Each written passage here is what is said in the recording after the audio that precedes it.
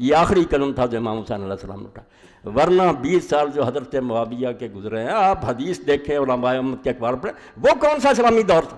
ایک عالم بھی جرت نہیں کر سکا کہ اس کو خلافت راشدہ کرے، سب اس کو ملک عزوز کہتے ہیں کہ ظالم ٹائرنٹ کنگڈم تھی وہ، وہیں دین تباہ ہو چکا تھا۔ مگر ایک امید پر حضرت حسین زندہ تھے، عبداللہ بن زبیر زندہ تھے، کہ پہلے تو اس سے یہ وعدہ کیا تھا حضرت حسن رضی اللہ عنہ کہ تیری موت کے بعد اگر میں زندہ ہوں گا تو خلافت مجھے ملے گی، اس کا بھی ذکر کوئی نہیں کرتا، کوئی نامراد نہیں بیان کرتا کہ حسن رضی اللہ عنہ یہ منوایا تھا کہ اگر میں زندہ ہوں گا خلافت پھر میری ہوگی، اس کو بھی راستے سے ہٹا دیا گیا۔ کوئی چھپی بات ہے کہ زہر دیا گیا اور وہ بیچارے شہید ہو گئے۔ اور بہت بڑے بڑے اہل حدیث علماء اور البابودی دیکھتے ہیں یزید بن معاویہ کے اشارہ سے کیا گیا، حضرت حسن کو راستے سے ہٹا دیا گیا، ان کے مرنے کے بعد یہ چکر چلایا گیا کہ بیٹے کو تخت دے دیا جائے۔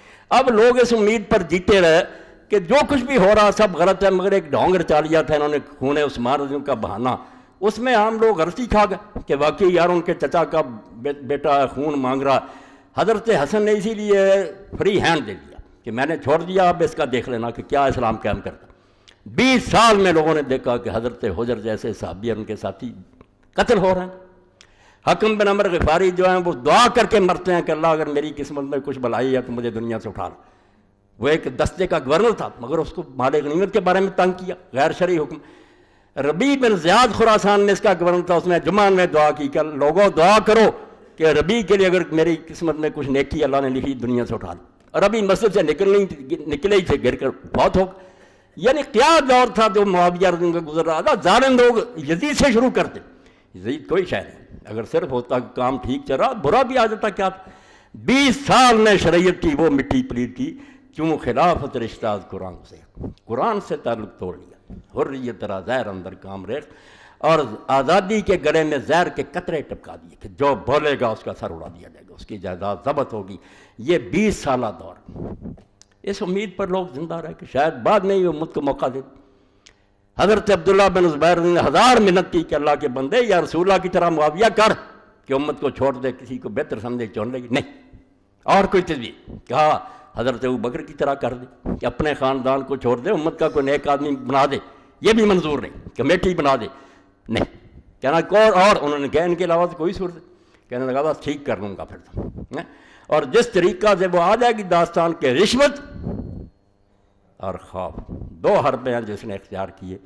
20 سال میں تو عام لوگ تو ویسے ہی بک گئے۔ آپ دیکھتے ہیں عوام میں طاقت ہوتی ہے کسی حکمران کے مقابلے، وہ تو بیچارے ویسے ہی چپ ہو جاتے ہیں، اور یہ جبر سے انہیں چپ کراتے ہیں اور بعد میں اجماع سکوتی بنا لیتے ہیں کہ لوگ خاموش ہیں اس لیے سارے ہمارے ساتھ ہیں۔ یہ خاموش اکثریت جو ہے نا 99% ہمارے ساتھ، حالانکہ لوگوں کے دل چیر کر دے سب لعنت بھیج رہے ہوتے ہیں، مگر بس ہوتے ہیں بے بسی کا مذاق اڑاتے کہتے ہیں ہمارے ساتھ ہیں۔ آپ ساری چیزیں سمجھتے اپنے دور میں بھی کہ لوگ راضی ہوتے ہیں ان حکمرانوں سے، نہیں ہوتے مگر بول نہیں سکتے۔ اور جو کچھ رہ گئے تھے غریب، جن کو سمجھا کہ یہ امت کے نمائندے ہیں، چوٹی کے لوگ کہتے ہیں وہ 2-3 آدمی، ان 2-3 آدمیوں کے علاوہ امت میں اس وقت تھا کون؟ ابو بکر رضی اللہ کا فرزند عبد الرحمن بن ابی بکر، حضرت عمر رضی اللہ کا بیٹا عبداللہ بن عمر، اور حضرت امام حسین علی کے بیٹے اور عبداللہ بن زبیر۔ کوئی امت کا ان سے زیادہ نمائندہ اس وقت تھا؟ بڑے لوگوں کا ذکر ہوتا، عوام کو کون پوچھتا کہ وہ کیا رہے کہ کچھ نہیں، وہ چپ ہوتے۔ سب نے مخالفت نہیں مانی، کسی کو رشوت دی۔ 20 سالہ دور آپ پڑھ لیں الاستجاب میں، یہ باتیں اللہ کی قسم کوئی نہیں مزہ دیتی، نہ مجھے اس میں کوئی لطف آتا، مگر میں روتا ہوں امت کے نوحہ کرتا ہوں کہ اللہ کے رسول نے جو محنت کی تھی وہ بالکل برباد کر کے رکھا۔ پھر وہی بادشاہ، وہی تخت، وہی تاج محل اور ریشم شروع ہو گئی، نہیں مان۔ امام ابن عبد البر فرماتے اس کی کامیابی کا راز کیا تھا؟ کیوں علی ناکام ہوا؟ بیت المال کے دروازے کھول دیے، جو امانت تھی نا خلیفہ کے پاس لٹانا شروع، اس کو 5 لاکھ مل رہا ہے، اس کو 10 لاکھ مل رہا، حتیٰ کہ علی رضی اللہ عنہ کے اپنے بھتیجے عبداللہ ابن جعفر یہ لاکھ دیتا تھا، بعد میں بیٹے کو آپ اس طرح ہی اور بڑھا دیں، وہ بھی بک گئے، سب بک گئے تھے۔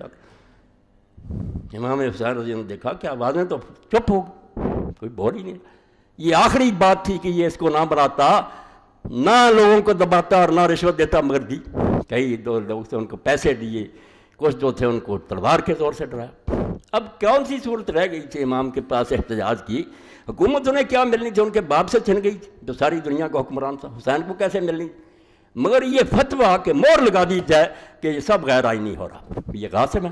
یہ حکمران نہیں ہے، اسلام ان کے اعمال کا ذمہ دار ہے۔ اور شکر ہے اس لکیر کی وجہ سے، جیسے شاہ ولی اللہ رحمۃ اللہ نے فرمایا کہ تاریخ المسلمین اور تاریخ الاسلام الگ ہوگی، اسلام اور ہے، مسلمان جو کرتے ہیں اور ہے۔ مسلمان اگر غلط کام کرتے ہیں تو اسلام ان کا کوئی ذمہ دار نہیں، یہ بھگتتے پھرے، اسلام اللہ رسول کی تعلیم کا۔ یہ لکیر امام حسین رضی اللہ عنہ کہ آئین دیکھو کہ قرآن و